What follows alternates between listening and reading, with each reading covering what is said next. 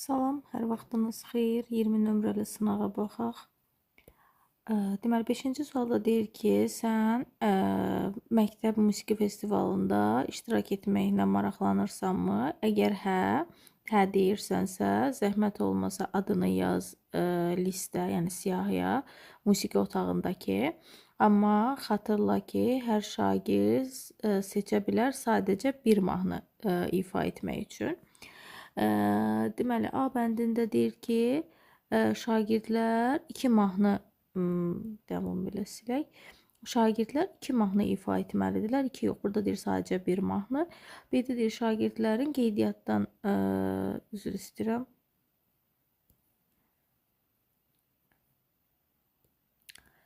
Musiqi otağında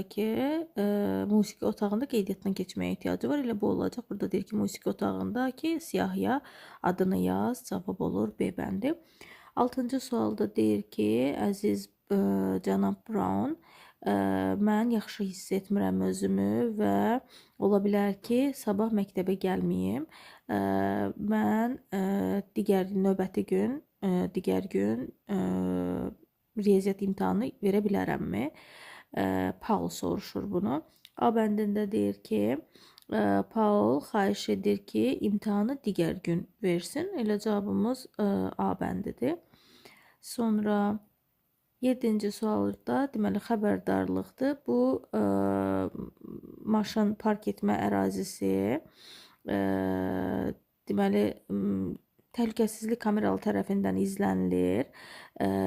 Menecment məsuliyyətlidir ki, əgər içəridəki maşınlar, daha doğrusu məsuliyyət daşıyır itən maşının içərisində qoyulmuş o itən əşyalardan. A bəndində deyir ki, parking ərazisi bağlı idi, bu yanlışdır. Deyir kameralar var orada parking ərazisində çoxlu, elə B bəndi doğru olacaq. Çünki burada deyir ki, kameralar tərəfindən izlənilir. Sonra gəldik mətnimizə. Mətnimizdə deyir ki, Xəzər dənizi ən böyük göldür dünyada, yerləşir Avropa və Asiya arasında və 5 ölkəni sahili 5 ölkə ilə sahilini paylaşır, belə deyək, Azərbaycan, İran, Qazaxıstan, Rusiya və Türkmənistan. Baxmayaraq ki, onu dəniz adlandırırlar, çox böyük ölçüsünə görə alimlər təsnif edirlər ki, bu göldür, göl kimi onu təsnif ediblər. Çünki okeanla heç bir əlaqəsi yoxdur. Sonra Xəzər dənizi çox zəngindir təbii resurslarına görə. Deməli, böyük neft və qaz yataqları var, hansı ki, vacibdir ətraf ölkələrin iqtisadiyyatına görə. Digər dəyərli resursu isə nərə balığıdır. Balıq məşhurdur özünün deməli kürüsünə görə. Ən bahalı dünyadakı ən bahalı deməli qidalardan biri olan kürüsü var onun. Yəni buna görə məşhurdur. Halbuki Xəzər dənizi ciddi ekoloji problemlərlə üzləşir. Sənaye tullantıları, həddən artıq balıqçılıq və suyun səviyyəsinin dəyişməsi ekosistemi zədələyibdir, zərər veribdir. Bugün ətrafdakı ölkələr birlikdə çalışaraq bu problemi həll etməyə çalışırlar və bu unikal və dəyərli dənizi gələcək üçün qoruyurlar. Deməli, 8-ci sualda bizdən mətnin nə haqqında olduğunu soruşur. A bəndində deyir ki, dünyadakı ən geniş daxili dəniz. Elə cavabımız olacaq A bəndi. Sonra 9-cu sualda bizdən yanlış variantı istəyir. Xəzər dənizi 5 ölkə ilə sahilini paylaşır. Bu doğruydu. B bəndində deyir ki, Xəzər dənizinin heç bir okeanla əlaqəsi yoxdur. Bu da doğrudur. Elə A, B bəndinin cavabları buradadır, onu göstərim. Deməli, 5 ölkə ilə birləşir. Burada da Azərbaycan, Baxın, burada deyir 5 ölkəni: İran, Qazaxıstan, Rusiya və Türkmənistan və heç bir okeanla əlaqəsi olmamağı da bu cümlədə deyir. Yəni A ilə B bəndinin cavabı var. Bunlar doğrudur. Sonra C bəndində deyir ki, Xəzər dənizi dünyadakı ən böyük dənizdir, amma ən böyük dəniz yox. Burada bildirilir ki, dünyadakı ən böyük göldür. Baxın, elə birinci cümləmizdir. Ona görə də cavabımız olur C bəndi. Sonra nə üçün Xəzər dənizi dünyada məşhurdur? Məşhurluğu burada göstərirdi ki, deməli, digər deyir dəyərli mənbəsi də nərə balığıdır ki, bu balıq da məşhurdur öz çürüsünə görə. Ona görə cavabımız elə olur A bəndi ki, çünki deyir o nərə balığından alınan deyir çürüsünə görə məşhur idi. Sonra 11-ci sualda Xəzər dənizi ətrafındakı ölkələr A bəndində deyir ki, sadəcə turizm və balıqçılıq üçündür. B-də deyir ki, ekoloji problemlərə təsir etmir.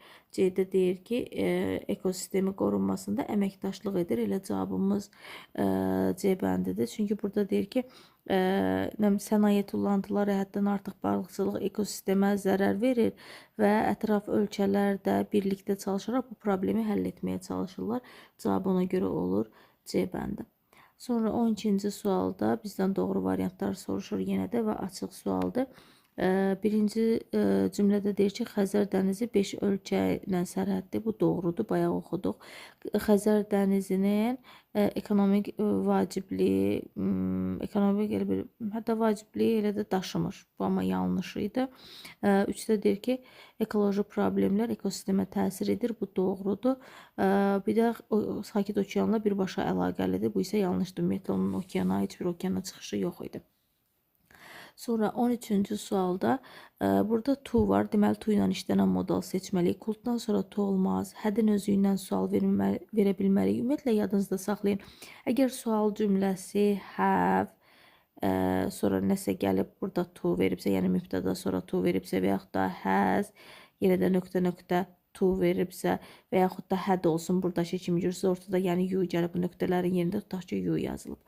Belə veribsə, belə və cümlə sual cümləsi yadda saxlayın, bu yanlışdır. Çünki biz demişdik ki, have-in özünə, have to-nun, has to-nun özünə sualı do, does-la verməliyik ancaq. Və yaxud da ki, had-dirsə did-lə verməliyik. Ona görə burada had-dirsə bu cümləmizə did gəlməli idi, yanlışdır. Sonra can versək, can-dən sonra to olmaz. Will-in B-si yoxdur deyə yanlışdır. Cavab olur B bəndi. Sonra 14-cü sualda bağlayıcı qaydasıdır. Burada sadə keçmiş zaman var. Burada has participle to var. Zaman uzlaşmasını pozan yeganə bağlayıcımız since bağlayıcısıdır. Sonra 15-ci sualda speak to ilə işlənir. Müddətdəki for ilə işlənir. Bir dəqiqəliyinə mən daha doğrusu səninlə danışa bilərəm. 16-da sinonim cütlüyünü istəyir bizdən. Sinonim cütlüyümüz deməli, rude, kobud, polite, nəzakətli, görkəmli, bu da balaca deməkdir, səbirli,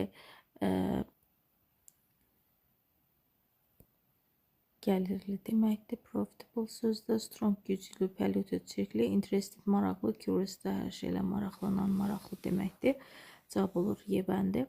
17-ci sualda dry, quru deməkdir və bunun opoziti, əks mənalısını soruşur. Bu da olacaq A bəndi, nəm, yaxşı nəm. 18-ci sualda mübtəda xəbər uzlaşması dərzidir. Mübtədamız nöqtələrə qədər olan hissədir və mübtədada to sözünü var. Sözünü varsa bura qədər baxırıq. Journey təkdədir. Xəbərimiz də olur təkdə, yəni B bəndi axırı S-dən olar. Last sadə keçmiş zamanda deməli studied B ilə C bəndi arasında qalırıq və burada and olduğu üçün and-dən sonra da gələn yenə də zamanı sadə keçmiş zamanda götürmək lazımdır. Ona görə olur B bəndi. 20-ci sualda bizdən məhsul növə çevirməni istəyir. Cümlə V ilə başlayıbsa V ilə başlayan olmurdu. Decoroid sadə indiki zamandırsa cümləmizə əmizar lazımdır və əmizar olan cümlədə bin olmaz deyə cavab qalır Y bəndi. Sonra boşluqdan sonra birbaşa feil gəlibdir. Birbaşa feil gəldiyinə görə ya cavabımız who olar ya da ki what olar. 22-ci sualda uncountable sayıla bilməyən isimlər istəyir. Sayıla bilməyən isimlərimiz deməli C bəndidir. Məsləhət, bilik və musiqi sözü. Sonra 23-cü sualda ölçüsünə və yaxud da ki miqdarına görə çox böyük olacaq cavabımız. Huge, yəni nəhəng, iri deməkdir. İnsanın bütün həyatı boyunca davam edən, bu lifelongdur, həyat ömrü boyu. Evsiz olacaq, homeless. Internationalda beynəlxalq deməkdir. Birdən çox ölkəyə məxsus olan cavab olur. Burada da B, C, A, B bəndimiz. Sonra baydan sonra demişdik, nəqliyyat vasitəsi gələrsə qarşısında heç bir təyin edici işləməz. Təyin edici də nədir? Yəni article, hər hansısa bir məsəl üçün yəlik əvəzliyi növü, hər hansısa bir sifət bunlar olur. Təyin edici əgər nəqliyyat vasitəsinin qarşısında bir təyin edici gələrsə, onda heç vaxt bay işlədə bilmərik.